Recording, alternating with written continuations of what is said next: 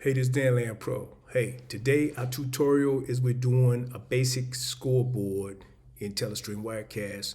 One of my subscribers asked me about the scoreboard, and what we're going to do is just go over the basics of the scoreboard because now you do have third-party scoreboards that you could bring into some of your live streaming programs that give you more bells and whistles. But this is just a basic scoreboard that you can use inside of your Telestream Wirecast live stream or pre-recording for the purpose of keeping score in basketball, football, or any type of game through increments of numbers or just typing it in manually. Hey, let's get started.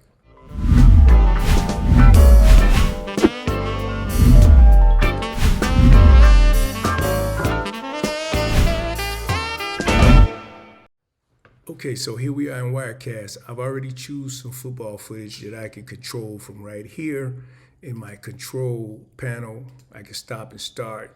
So what we want to do with scoreboard is we want to go get us a scoreboard. So let's go right here and get us a scoreboard. So you see all these names. These are different scoreboards that I use. You can name the scoreboard. I'll show you that once I hit new scoreboard right here. We're going to hit add. Now, as you see in the middle of my screen, we now have a default scoreboard.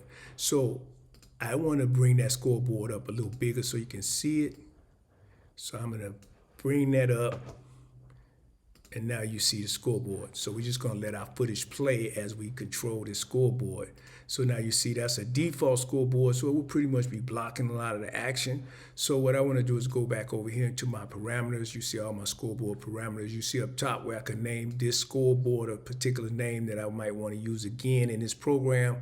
So that's where I would name it. Right here where it says scoreboard, there's these defaults in here that you can choose from. Since I don't like this big wide scoreboard taking up the screen, I've used thin page before, so I want to use thin page right, thin page wide. But I also want to bring that thin page down. So I'm going to bring it down as so.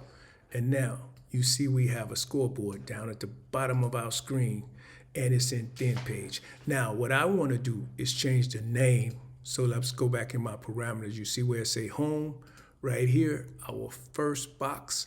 I'm going to change that to Razorbacks. That's the name of our home team is Razorbacks. And now we're going to go down to our visitors, and we're going to change our visitor names to Shellbacks.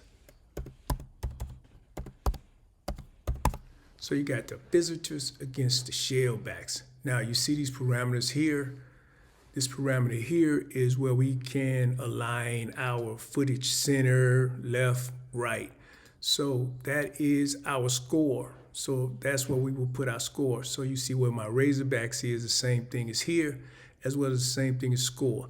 Now right here where you see score on the Razorbacks, that's where I will put my score. So say somebody kicked a field goal and I want to put 3 in. I could put 3 in. And there it is.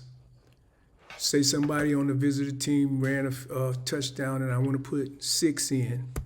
There it is. You see the 6, and you see it's going live on its own. So now they kicked the extra point, and I want to put a 7 in. So now I want to add that 1 point. Now here's the thing. As you see in both of these, on the home and the visitor, these two areas here, I can change that score depending on where I'm at by ones. You see, it's changing increments of 1 in the Shellbacks. I can change it in increments of 3s. You see, 2s. You see, I'm changing in increments of 3s, 2s, 3s. Now, in order to subtract, as you notice, there is no minuses.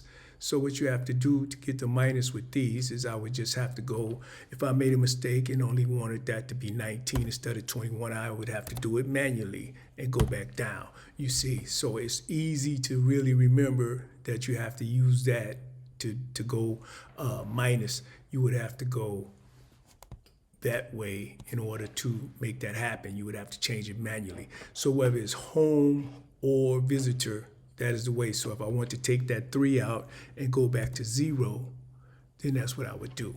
That's how I would minus those numbers. So you see I could change the background color of my Razorbacks. So if I didn't like the background color, or they had a particular team color, say it was another color than this, I would just go to my color wheel and change that color. You see, now the Razorbacks is the color I want. So if I want to be red, whatever I want it to be, blue, purple, we'll go with that. So the Razorbacks have new color. Same thing for my Shellbacks. If I want to change the color right here where it say background color, I just go in there and let's change it to green. So now the Shellbacks are green. So let's take that feel out of there, because we don't want that feel in there because we're not using that feel. But anyway, the fields are another tutorial, as I said before, and it's the same thing up here with my scoring letters. If I want to change the color, I would change the color right here for the Razorbacks, or I would change the color right here. You also see right here where we can use different fonts. So if you click on that letter, you can use different fonts depending on the fonts that you want to use in order to change the fonts. As far as what you see, Razorbacks, Shellbacks, I could put that in so many different fonts. But as I always tell people, stay away from fonts like scripts and things like that, especially with sports events and scoreboards, because it'd be hard to read, and we don't want to get too fancy with our fonts when we're trying to keep score. So that's pretty much it as far as the basics. So down here where you see use a custom image, you can use a custom image and it'll tell you what you can use it for.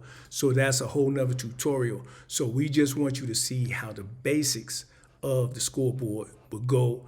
So using that in conjunction with, say, your clock, halftime, quarters, just different things that you can do, football, basketball, soccer.